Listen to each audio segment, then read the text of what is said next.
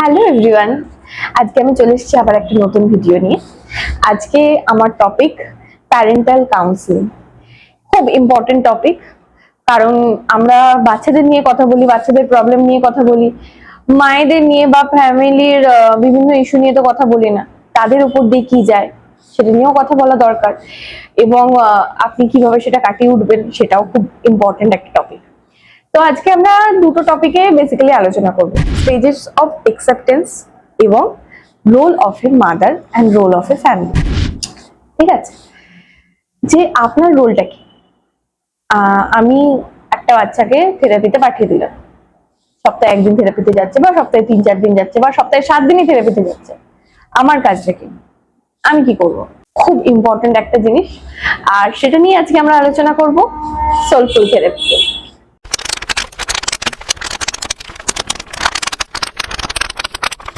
তো শুরু করা যাক। তো ব্যাপারটা হচ্ছে রোল অফ এ মাদার। আপনাকে একটা জিনিস মাথায় রাখতে হবে, আর এটা আমাকে শিখিয়েছে আমার গুরু ঈশিতা ম্যাম। খুব ইম্পর্টেন্ট। বাচ্চা আমার কাছে আসছে 45 মিনিট বা 1 ঘন্টার জন্য। আমার কাছে বলুন, স্পেশাল এডুকেটর বলুন, বা অকুপেশনাল থেরাপিস্ট, সাইকোলজিস্ট, যে কোনো প্রফেশন, 1 ঘন্টা বা 45 মিনিট, তার থেকে তো বেশি না। তো এই টাইমটা ছাড়াও বাড়িতে থাকতে 24 ঘন্টা ইনটু 7 আপনার দায়িত্ব আমাদের থেকে অনেকটা বেশি। তো এখানে কি হয়, আমরা যেটা বলে থাকি যে এখানে থেরাপিস্ট আমি আপনার গাইডের জন্য আছি, যে এইভাবে এগোবে, থেরাপি আপনাকে দিতে হবে। এটাই খুব ইম্পর্টেন্ট একটা জিনিস। মাঝে মাঝে আমরা করেও থাকি যে ঠিক আছে, আজকে সেশনে আপনি থেরাপিটা দিন, আমি একটু দেখি আপনি বাড়িতে কিভাবে কাজটা করাচ্ছেন, বা আমি প্রতিটা সেশনে জিজ্ঞেস করি আপনি বাড়িতে কতটা কাজ করিয়েছেন, কিভাবে কাজ করিয়েছেন, কি দেখেছেন। আপনার দেখাটা খুব ইম্পর্টেন্ট, কারণ আপনি রেগুলার বেসিসে দেখছেন। তো এখানে এখানে আপনি আর আমি একটা টিম, আমরা একটা টিম হিসেবে কাজ করব আপনার বাচ্চার ইমপ্রুভমেন্টের জন্য। শুধু আপনি আমি নয়, এখানে সাইকোলজিস্ট আছে, অকুপেশনাল থেরাপিস্ট আছে, ফিজিওথেরাপিস্ট আছে, স্পেশাল এডুকেটর আছে, আমি স্পিচ ল্যাঙ্গুয়েজ প্যাথোলজিস্ট তো আছি, এবং প্যারেন্টস, বাড়ির লোক, আমরা সবাই একটা টিম হিসেবে কাজ করব যাতে আপনার বাচ্চার ইমপ্রুভমেন্ট হয়। তো সেটার জন্য আপনার জানাটা খুব ইম্পর্টেন্ট, আপনার অ্যাক্টিভ থাকাটা ভীষণ ইম্পর্টেন্ট। জিজ্ঞেস করুন, প্রতিটা সেশনে এসে জিজ্ঞেস করুন যে এই থেরাপিটা কেন হচ্ছে। আমার সেশনে আমি বলে দিই যে এইটা আমি করাচ্ছি, এই স্পেসিফিক খেলনাটা নিয়ে আমি খেলছি এই কারণের জন্য। যেরকম ধরুন এরকম টাইপের একটা কিছু আছে, আমি এরকম এরকম এরকম এরকম করালাম, বাচ্চাও করে নিল, আপনি বাড়ি চলে গেলেন, ঠিক আছে, ম্যাম করিয়ে দিয়েছে। কি করিয়েছি, আদতে কিসের উপর কাজ হয়েছে? এইটা জেনারেলি আমরা করে থাকি ফাইন মোটর বা অ্যাটেনশন ডেভেলপমেন্টের জন্য, যাতে এক জায়গায় বাচ্চাটা অনেকক্ষণ বসে অ্যাটেনশন ডেভেলপ করে। এবার বাড়িতে আপনার এরকম জিনিসটা নেই, আপনাকে কাজটা করাতে হবে। তো আপনি কি করবেন? অ্যাটেনশন ডেভেলপমেন্টের জন্য আপনি কাজ করাবেন, আপনাকে টার্গেটটা মাথায় রাখতে হবে। সেখানে কিন্তু এটা বললে হবে না আমার তো এটা নেই ম্যাডাম, তাহলে আমি কি করাবো বাড়িতে। না, আপনাকে টার্গেটটা মাথায় রাখতে হবে যে আমার বাচ্চার কি কি ইম্পর্টেন্ট, কি কি দরকার, আমি টার্গেট দিয়েই কাজ করাই। ধরুন আমি বললাম যে আপনার বাচ্চার এখন কাজ হচ্ছে অ্যাটেনশনের উপর, রিসেপটিভ ল্যাঙ্গুয়েজের উপর, এক্সপ্রেসিভ ল্যাঙ্গুয়েজের উপর। তো ধরুন আপনার বাড়িতে এই খেলনাটা নেই, আপনি কাজটা করাবেন কি করে? আপনাকে তো কাজটা করাতে হবে। তো আমি যেটা বলে দিই যে আপনার বাচ্চার এই জিনিসের উপর কাজ হচ্ছে, অ্যাটেনশনের উপর কাজ হচ্ছে, রিসেপটিভ ল্যাঙ্গুয়েজের উপর কাজ হচ্ছে, এক্সপ্রেসিভ ল্যাঙ্গুয়েজের উপর কাজ করছে। অ্যাটেনশনের উপর আপনি কাজ করাবেন। অ্যাটেনশনের জন্য এই জিনিসটা নেই, আপনি কি করলেন, কোনো একটা বাটিতে অনেকগুলো পাথর বা কিছু রেখে দিলেন, একটা একটা করে বোতলে ভরো। বা বাজার থেকে সবজি আনা হলো, আলুটা আলুর ঝুড়িতে রাখো, পটলটা পটলের ঝুড়িতে রাখো, টমেটোটা টমেটোর ঝুড়িতে রাখো। বা শীতকাল হলে কড়াইশুঁটি ছাড়ানো। যে কোনো অ্যাক্টিভিটি যেটাতে বাচ্চা বসছে, মনোযোগ দিয়ে কাজ করতে হচ্ছে, অ্যাটেনশনের কাজ করানো। যে ওখানে ম্যাডাম তো এটা দিয়েই করিয়েছে, তাহলে বাড়িতে আমাকে এটা দিয়েই করাতে হবে না, আপনাকে টার্গেটটা মাথায় রাখতে হবে। তো এটার জন্য খুব ইম্পর্টেন্ট আপনার অ্যাটেন্টিভ থাকা থেরাপিতে, যে প্রত্যেকটা কাজ কেন করানো হচ্ছে, কিসের জন্য করানো হচ্ছে, টার্গেটটা কি, আমার এই সপ্তাহে টার্গেট কি, আমাকে কি করতে হবে বাড়িতে, কি দিক থেকে আমি কাজ করছি, খুব ইম্পর্টেন্ট। সেইটার জন্যই আমি এই ভিডিওটা বানাচ্ছি, কারণ থেরাপি দিতে গিয়ে আমাদের অনেক প্রবলেম ফেস করতে হয়। এটা নিয়ে আমি এবং আমাদের স্পেশাল এডুকেটর ঈশিকা প্রচুর আলোচনা করি যে এত প্রবলেম ফেস করতে হচ্ছে কারণ আমরা ঠিকমতো বোঝাচ্ছি বা বোঝানোটা যাচ্ছে না। তো টার্গেট দেখুন, আমি বলে দেব। আর যদি কোনো থেরাপিস্ট না বলে আপনাকে, আপনি জিজ্ঞেস করুন যে এই সপ্তাহে কি টার্গেট রাখবো ম্যাডাম বা স্যার, আমি কিসের ওপর কাজ করব, কি করছি আমি। আপনার জানাটা জরুরি। আপনার কাছে গোটা জিনিসটা একদম ক্লিয়ার কাট থাকা দরকার যে আমার বাচ্চার এই এই জিনিস প্রবলেম আছে, এই এই জিনিস আমার টার্গেট, এবং টার্গেটটা আমি এইভাবে অ্যাচিভ করব। 1 সপ্তাহ, 2 সপ্তাহ, 1 মাস, এটা আমার টাইম। সেটা আপনার কাছে ক্লিয়ার কাট একটা আইডিয়া থাকা দরকার। ওকে, এবার এটা গেল একটা জিনিস যে ঠিক আছে, এটা আমার রোল, আমাকে এইভাবে কাজ করতে হবে। একটা আমি গিয়ে ফার্স্ট আমি জিজ্ঞেস করব যে আমার বাচ্চার কি কি হচ্ছে, বা প্রত্যেকটা থেরাপি অবজার্ভ করব কিভাবে থেরাপি দিচ্ছেন প্রফেশনালরা, এবং সেটা বাড়িতে কিভাবে আমি ফলো করতে পারি আমার বাড়ির জিনিসপত্র দিয়ে, বা কোনো জিনিসপত্র খুব ইম্পর্টেন্ট সেটা কিনে, সেটা আমার দায়িত্ব। বোঝা গেল? এবার অনেক সময় কি হয়, মায়েরা হয়তো চাইছেন, খুব অ্যাক্টিভলি কাজ করছেন যে না আমি চাইছি আমার বাচ্চার ইমপ্রুভমেন্ট হোক, বাড়ির লোক বলছে কি হচ্ছে বুঝতে তো পারছি না। অস্বাভাবিক কিছু জিনিস নয়, জেনারেশন গ্যাপ হয় অনেক সময়। দাদু ঠাকুমারা বুঝতে পারে না যে এত কাঁদছে বাচ্চাটা এত কাঁদছে, ছেড়ে দে না, কি দরকার এত কষ্ট করে করানোর, কি দরকার। তো আমার মনে হয় মাঝে মাঝে তাদেরকেও থেরাপিতে নিয়ে আসুন, বা আপনিও ভালোভাবে বুঝিয়ে বলুন যে আজকে কাঁদলে কালকে সেটা শিখে যাবে, কিন্তু আজকে যদি আমি জিনিসটা না শিখিয়ে জিনিসটা দিয়ে দিই কান্নাটা বন্ধ করার জন্য, তাহলে জিনিসটা কোনোদিনই শিখবে না।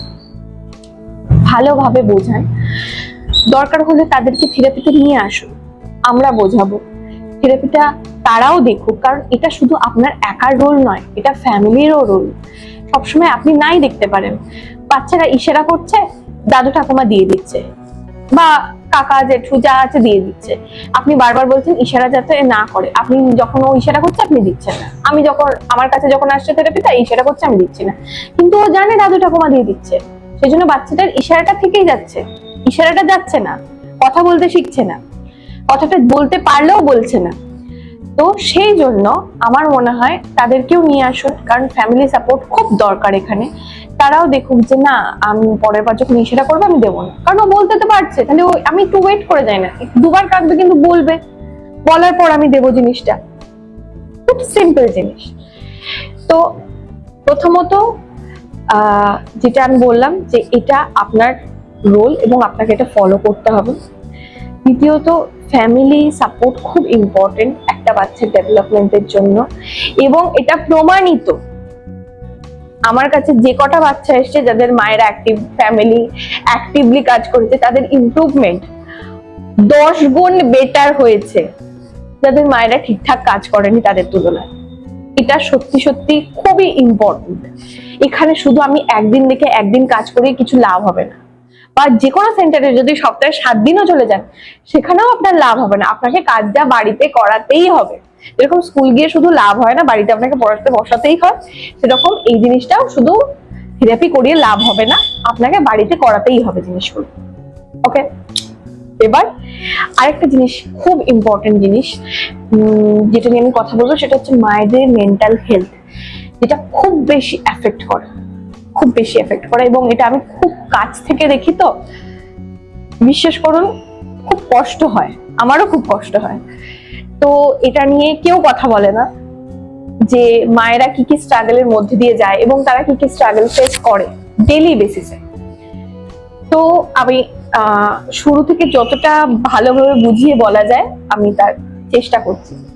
স্টেজেস অফ অ্যাকসেপ্টেন্স যেটা হয়, যে প্রথমেই যখন বাচ্চাটা ডায়াগনোজড হয় যে কোনো প্রবলেম আছে, যে কোনো প্রবলেম হতে পারে, হিয়ারিং ইম্পেয়ারমেন্ট হতে পারে, ভিশন ইম্পেয়ারমেন্ট হতে পারে, তার হাঁটতে অসুবিধা হতে পারে, কিংবা অটিজম স্পেকট্রাম ডিসঅর্ডার বা এডিএইচডি বা কোনো ডেভেলপমেন্টাল ডিসঅর্ডার, যে কোনো কিছু হতে পারে। যখন সেটা ধরা পড়ে, তখন একটা মা বা একটা বাবার বা একটা পরিবার যে একটা নর্মাল বাচ্চা এক্সপেক্ট করছে, তার পক্ষে এটা মেনে নেওয়া বা তাদের পক্ষে এটা মেনে নেওয়া ভীষণ কঠিন। এটা মেনে নেওয়া সম্ভব নয়, কারণ 8-5টা বাচ্চাকে আমি দেখছি নর্মাল, এবং আমি চেয়েছিলাম যে আমার একটা বাচ্চা হবে, সুন্দর বাচ্চা হবে। তারপর তার যে কোনো রকম অসুখ, যে কোনো রকম কিছু, সেটা সাধারণ জ্বর সর্দি হোক না কেন, সেটা খুব বেশি ভাবে এফেক্ট করে বাবা মায়েদের মনে, আমি জানি। সেখান থেকে আসে ডিনায়াল। এই স্টেজটাকে আমরা বলি যে না, এটা আমার বাচ্চার সাথে হতে পারে না, আমার বাচ্চার সাথে এটা হতেই পারে না, এটা হতেই পারে না, আমার বাচ্চা শুনতে পারে না, এটা হতেই পারে না, আমার বাচ্চার অটিজম আছে, এটা হতে পারে না। তো সেখান থেকে কি হয়, এখান থেকে এই ডক্টর সেই ডক্টর, এরকম ভাবে তারা ঘুরতে থাকে, এবং তাতে কি হয়, অনেকটা ভ্যালুয়েবল টাইম বাচ্চাদের জন্য নষ্ট হয়ে যায়। তারপর আসে গ্রিফ। আচ্ছা, আমাকে শাশুড়ি মা সেদিন ওইটা খেতে বলেছিল, আমি খাইনি, তার জন্য কি আমার বাচ্চাটা এটা হলো? আমি জেনুইন কোয়েশ্চেন বলছি, যেটা আমাকে এসে করা হয়েছে। আমি অমাবস্যার দিন উপোস করিনি, তার জন্য কি এটা হলো? বা ওয়ার্কিং মাদার্সদের তো আরো বেশি প্রবলেম, যে আমি বাচ্চাটাকে একা ছেড়ে কাজে বেরিয়ে গেছি, সেই জন্য বাচ্চাটা ফোন দেখেছে, তার জন্য কি আমার বাচ্চার অটিজম হয়েছে? এইটা থেকে একটা প্রচন্ড গ্রিফ এবং প্রচন্ড কষ্টে মায়েরা ভোগে, বিশেষ করে মায়েরা। তারপর যেটা আসে অ্যাকসেপ্টেন্স, যে না ঠিক আছে, আমার বাচ্চার তো প্রবলেমটা হয়েছে, এখন কি করা যায়? ওষুধ খাওয়াবো, থেরাপি দেবো, কি করবোটা কি? এটা অ্যাকসেপ্টেন্স। এবং তারপর আসে অ্যাক্টিভ পার্টিসিপেশন। চলো আমি খাটি, আমি প্রসেসটার মধ্যে ঢুকি, এবং প্রসেসটা আমিও এনজয় করি, দেখি না কি হয়। সেখানে গিয়ে বাচ্চারা ইমপ্রুভ করতে শুরু করে। কিন্তু অনেক ক্ষেত্রে কি হয়, এই ডিনায়াল থেকে এই অ্যাক্টিভ পার্টিসিপেশন স্টেজে আসতে গিয়ে অনেকটা সময় চলে যায়। এটা ভ্যালুয়েবল টাইম। এটা আমার স্যার বলেছিলেন, বাবুল বাসু স্যার, এটা আমি খুব মেনে চলি, যে চেষ্টা করবে তোমার কাছে যখন কোনো বাবা মা আসছে, তাকে সম্পূর্ণভাবে আশ্বস্ত করার যে আপনি ঠিক জায়গায় এসেছেন, এবং ঠিক আছে আপনার বাচ্চার প্রবলেম আছে, কিন্তু এই ভালো দিকও তো আছে, আপনি সেগুলো নিয়ে ভাবুন এবং এগিয়ে যান। আমি চেষ্টা করি করার, জানি না কতটা করতে পারি, তারা হয় সেটা হয়তো আমার পেশেন্টরাই বলতে পারবে, কিন্তু চেষ্টা করি করার, যে না ঠিক আছে প্রবলেম আছে, এই জিনিসগুলো ভালো দিক আছে, আমরা ভালো দিকে ফোকাস করি, এবং আমাদের কি করতে হবে সেটা ফোকাস করি, কি কি খারাপ আছে তাকে না। তো তাতে কি হয়, গোলটা অ্যাচিভ করতে একটু সুবিধা হয়। কিন্তু এটাই শেষ নয়, এরপর কি হয়, যেটা হয় সেটা হচ্ছে একটা আইডিয়া থাকে যে একটা ওষুধ খাইয়ে দেবো, বাচ্চাটা ঠিক হয়ে যাবে, বা 2-3টে সেশন নেবো, ঠিক হয়ে যাবে। বা বেশিরভাগ যে কোয়েশ্চেনটা আমাকে ফেস করতে হয় সেটা হচ্ছে, কটা সেশন নিতে হবে, কতদিন লাগবে, কতদিনে আমার বাচ্চা কথা বলবে? আর এটার উত্তর হচ্ছে, প্রত্যেকটা বাচ্চা আলাদা, প্রত্যেকটা বাচ্চা আলাদা আলাদা সুন্দর সুন্দর রঙিন রঙিন ফুল, এবং সেটার ফুটতে কতটা সময় লাগবে সেটা সম্পূর্ণরূপে ডিপেন্ড করে বাচ্চাটার উপর, বাচ্চাটার ক্যাপাসিটির উপর, আপনি কতটা খাচ্ছেন তার উপর। এই দুটো জিনিসের উপর নির্ভর করে। এখান থেকে আমি বলে দিতে পারি না যে না 3 মাসেই আপনার বাচ্চা কথা শিখে যাবে, বা আপনার বাচ্চার কথা শিখতে কিন্তু 2 বছর লেগে যাবে। এটা বলা সম্ভব নয়, বলা খুব কঠিন। কিন্তু ওই যে একটা এক্সপেকটেশন আছে যে 2-3টে সেশনের পরে কথা বলতে শুরু করে দেবে, বা 2-3টে ওষুধ খাওয়াবো আমি, তাহলেই ঠিক হয়ে যাবে আমার বাচ্চা। সেইখান থেকে যেটা আসে সেটা হচ্ছে একটা সাডেন ফল আসছে, না হচ্ছে না, তো একটা হতাশা আসে যে কই না তো, ঠিক তো হচ্ছে না আমার বাচ্চাটা, কেন হচ্ছে না, কি সমস্যা হচ্ছে, এখানে কি থেরাপি ঠিকঠাক হচ্ছে না, অন্য জায়গায় কি যাব? এবং এই ঘুরতে গিয়ে আরো সময় নষ্ট করেন আপনারা। তো একটুখানি নিজেকে বোঝান যে অন্তত আমি 1টা বছর টাইম দিই বাচ্চাটাকে, দেখি কতটা ইমপ্রুভমেন্ট হচ্ছে। সঙ্গে সঙ্গে এটা জ্বর নয় যে ওষুধ খাওয়ালেই ঠিক হয়ে যাবে, টাইম লাগে। ওই যে একটা নর্মাল বাচ্চার কথা বলতে 1 বছর শুধু বোঝে, তারপর গিয়ে কথা বলে। আপনার বাচ্চাকে অন্তত 1টা বছর টাইম নিন, থেরাপি নিন, সমস্ত রকম থেরাপিস্ট যা বলছে সেগুলো মেনে চলুন, আর অ্যাক্টিভলি পার্টিসিপেট করুন, যে আমাকে কি করতে হবে আমাকে বলুন, যে এটা টার্গেট আছে, কোনটা কি টার্গেট আছে, কি হচ্ছে, আপনি অ্যাক্টিভলি পার্টিসিপেট করুন, বুঝুন কি থেরাপি দেওয়া হচ্ছে, সেটা একদম আপনার মনের মধ্যে নিন যে আমাকে এই জিনিসগুলো বাড়িতে গিয়ে করতে হবে, সেই টার্গেটটা অ্যাচিভ করুন। দেখুন না হয় কিনা, তখন অবশ্যই হবে। আর যেহেতু বেশিরভাগ ক্ষেত্রে প্রায় 95% কেসেসে মায়েরাই আসেন, এবং মায়েরাই সেটা দেখেন এবং সেটা অ্যাক্টিভলি পার্টিসিপেট করেন এবং নিয়ে যায়। তাই আমি মায়েদেরকে বলছি, আপনাদের মনের জোর হারালে হবে না, ভেঙে পড়লে চলবে না। আপনার বাচ্চার জন্য শুধুমাত্র আপনাকে দাঁড়াতে হবে স্ট্রং হয়ে। খুব ইম্পর্টেন্ট আপনার রোলটা। একটা ছোট্ট ঘটনা শেয়ার করি। ক্লাস 11-এ আমার সাথে একটা দুর্ঘটনা ঘটে। কি ঘটে হয়তো আমি বলতে পারবো না। সেই ঘটনার জন্য আমি নিজেকে ঘরবন্দি করে 1 মাস আমি ঘর থেকে বেরোই না। আমি স্কুল যেতে চাইতাম না, পড়তে যেতে চাইতাম না, কোথাও যেতে চাইতাম না। আমার বাবাও এই ঘটনাতে প্রচন্ড ভেঙে পড়ে। তিনি বুঝতে পারেন না কিভাবে আমাকে মোটিভেট করবেন।